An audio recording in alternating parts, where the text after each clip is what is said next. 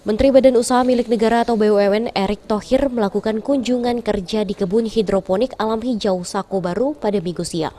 Didampingi perangkat pemerintah setempat, Menteri BUMN ini menemui kelompok tani bersama alam hijau Sako Baru yang merupakan binaan PLN Peduli. Dalam kesempatan tersebut, Erick Thohir mengelola hasil kebun hidroponik dengan membuat mie ayam hijau. Erick memberikan apresiasi program kelompok tani bersama alam hijau di Sako Baru. Binaan dari PLN Peduli ini dan ke depan semakin banyak kelurahan-kelurahan lain yang bisa membantu perekonomian warga sekitar di masa pandemi COVID-19. Warnanya juga.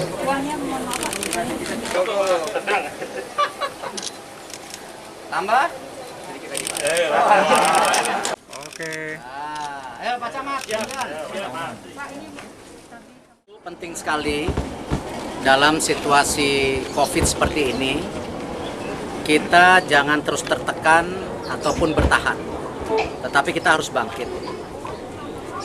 Ekonomi komunitas adalah satu kunci keseimbangan ekonomi. Karena itu, saya senang sekali ini dibangun di kelurahan-kelurahan, bagaimana komunitas yang ada di sekitar kelurahan ini bisa mulai mandiri, bercocok tanam untuk mencukupi kebutuhan sehari-hari. Dan bahkan sebagian juga bisa dimanfaatkan untuk dijual ke tempat lain. Sementara itu, Camat Sako Amiruddin Sandi mengucapkan terima kasih atas kunjungan Menteri BUMN dan kedepannya kebun hidroponik akan dikembangkan di 4 kelurahan lagi dengan bekerja sama dengan PLN Peduli. Berapa kelurahan Pak?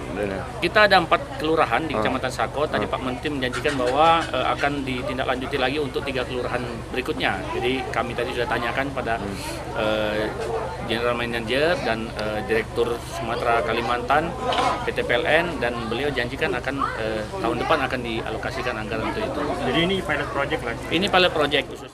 Abidin Riwanto, Paul TV.